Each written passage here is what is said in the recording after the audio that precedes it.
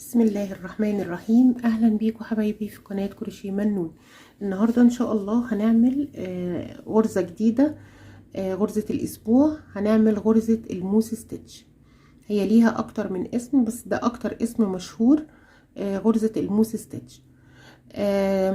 غرزة الموس ستيتش ترجمتها بالعربي هتبقى غرزة التحلب. هي غرزة قديمة من الغرز القديمة، مش غرزة جديدة. وسهلة وبسيطة، وهي تكرار سطر واحد واي حد مبتدئ يعرف يعملها. من الاسماء التانية بتاعتها هي غرزة اللينين ستيتش. اللينين ده اللي هو الكتان، فهي غرزة اللينين ستيتش. وهي كمان غرزة الجرانيت، هي تشبه الجرانيت في الملمس بتاعها، فهي غرزة الجرانيت. ليها اسماء تانية بس دولت اكتر 3 اسماء مشهورين ليها. ترجمتها بالعربي غرزة الكتان او غرزة النسيج، وغرزة التحلب. دي ترجمتها بالعربي. هي غرزة سهلة وجميلة جدا. مضاعفات العدد 2. نقدر نعمل منها مشاريع كتيرة جدا. وزي ما قلت هي بسيطة، يقدر اي واحدة مبتدئة تشتغل فيها وتعمل نتيجة كويسة فيها. طبعا تداخل الالوان فيها بيبقى من الحاجات المميزة جدا، يعني تداخل اللون فيها بيبقى مميز جدا جدا. اتمنى الفيديو يعجبكم، ولو احنا مستعدين يلا بينا. انا هشتغل بإبرة 4 مليمتر مناسبة للخيط اللي انا هشتغل بيه، لكن العينة دي انا اشتغلتها بإبرة 3. يعني العينة دي بإبرة 4، العينة دي بإبرة 3. هحتاج المقص بتاعي والخيط. طبعا انا بعمل عينة فبواقي خيط عندي، ويلا بينا نشوف هنعمل ايه. ده الخيط اللي احنا هنشتغل بيه، خيط هيمالايا او بواقي خيط هيمالايا افري داي. هنعمل العقدة بالطريقة اللي احنا متعودين عليها، عقدة البداية او السلاب نوت. وبعدين هبدأ اشتغل سلسلة بمضاعفات العدد 2. 1 2 1 2. عملنا السلسلة بتاعتنا. هنبدأ نشتغل اول سطر. السطر الاول انا بعد 1. طبعا الغرزة اللي على الابرة مش بتتعد، الغرزة اللي على الابرة دي مش بنعدها، بنعد 1 2 3. وفي الغرزة الرابعة هدخل اعمل غرزة حشو، بسحب خيط، بيبقى معايا حلقتين على الابرة، باخد خيط تاني واطلع من الحلقتين. دي اول غرزة. وبعدين سلسلة، هفوت تحتيها سلسلة، وبعدين ادخل في السلسلة التانية واعمل غرزة حشو، وهو ده تكرار الغرزة. سلسلة، هفوت تحتيها سلسلة وغرزة حشو. ده التكرار بتاعنا. سلسلة، هفوت تحتيها سلسلة واخد غرزة حشو. سلسلة، هفوت تحتيها سلسلة وهاخد غرزة حشو لحد جيت لاخر غرزة في السطر.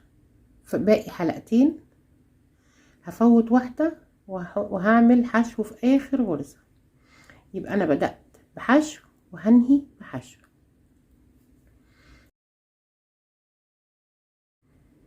هرتفع 2 سلسلة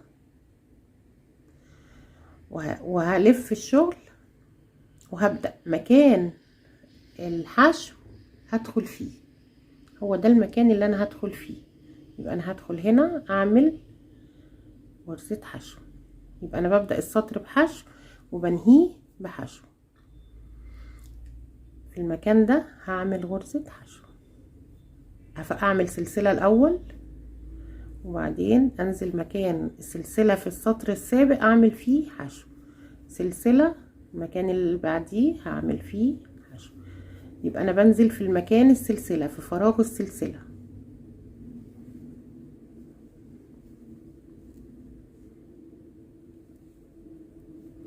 غرزة الموس ستيتش من الغرز الجميلة السهلة.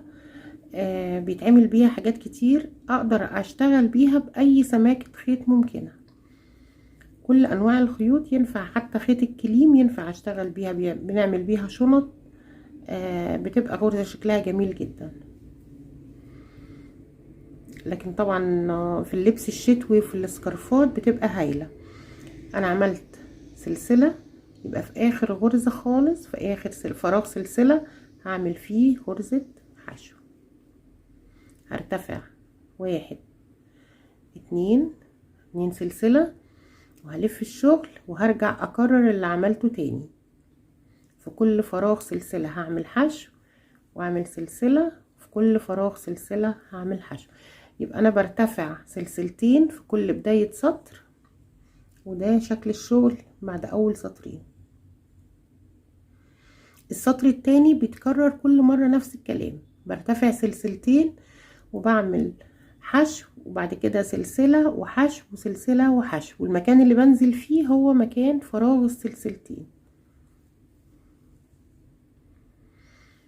طبعا الغرزة بتبان جدا لو انا بعمل تغيير للون الخيط، زي ما انتوا شايفين هنا في العينة اللي انا عاملاها دي. انا غيرت الخيط، كان الغرزة كانت باينة جدا في مكان تغيير الخيوط. طبعا لو انتي عندك بواقي خيوط تقدري تجمعيها وتعملي منها سكارف جميل جدا. نقدر نعمل منها حاجات كتير. هنشوف كام سطر كده ونرجع تاني علشان نغير الخيط. وصلت هنا لاخر غرزة، هنشوف هنبدل الخيط ازاي. اخر غرزة بتبقى حشو زي ما قلنا، بتبقى في ارتفاع السلاسل ده. طلعت بالحلقتين، خلاص انا مش هطلع، مش هكمل الغرزة، وهسحب الخيط التاني علشان ابدل فيه الخيط. ولو انتي عايزة تأكدي على الغرزة ممكن بنربط الخيط من هنا.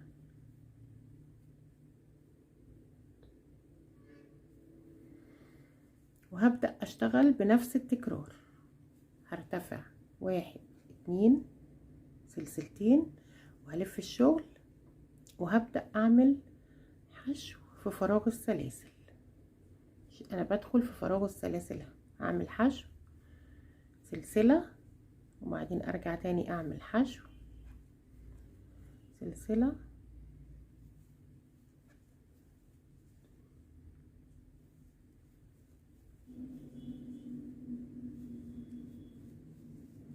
باجي على اخر غرزة بيبقى في فراغ السلاسل هنا اعمل اخر غرزة حشو، ويبقى ده الشكل بعد ما دخلت اللون التاني. هرتفع سلسلتين والف الشغل واعمل سطر جديد، اعمل سطر جديد باللون التاني.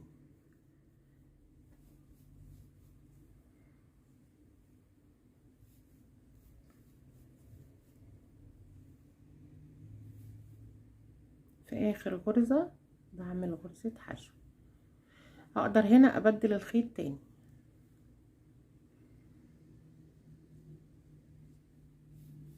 اسحب الخيط الجديد،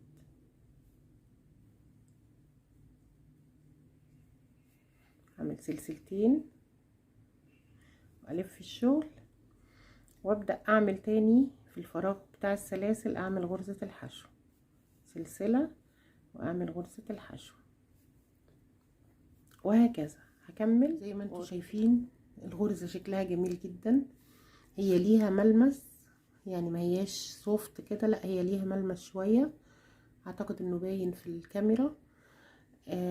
الغرزة حلوة قوي لو عملناها في ملابس الاطفال، في البطانيات، عملناها في السكرفات، ممكن توظيفها في حاجات كتيرة جدا. طبعا الغرزة دي هي الغرزة الأساسية اللي بيتعمل بيها التكنيك بتاع البلان بولينج. كمان هي غرزة من الغرز الأساسية اللي بيتعمل بيها حاجات كتيرة جدا. وهي غرزة قديمة، من الغرز القديمة جدا جدا. طبعا هي مشهورة دلوقتي عندنا في الشنط، مشهورة في الملابس، مشهورة في حاجات كتير. واضح طبعا ان يعني الخيط هنا اسمك من الخيط ده، لكن الاتنين طلع فيهم شكلها جميل. يعني زي ما انتوا شايفين الاتنين الغرزة واضحة وطالع شكلها جميل جدا. كده في نهاية الفيديو بتاعنا بعد ما خلصنا الغرزة الجميلة دي. يا رب اكون وفقت في الشرح وتكون الغرزة سهلة وبسيطة ونقدر نستفيد بيها، نعمل بيها اكتر من يعني مشاريع كتير. طبعا مميزات الغرزة دي ان اقدر اعمل منها حاجات بالخيط التخين وبالخيط الرفيع، فهي مشاريعها كتيرة جدا جدا. كمان اقدر اعملها مثلثة، اقدر اعملها ليها افكار كتيرة ان شاء الله، هننفذ بيها مشاريع كتيرة ان شاء الله. اتمنى يا رب ان انا اكون وفقت في الشرح. وما تنسوش تدعموا القناة بانكم تعملوا لايك وشير وتكتبوا لنا كومنت تقولوا لنا رأيكم. والى مع السلامة في فيديوهات تانية كتير ان شاء الله، غرزة كل اسبوع.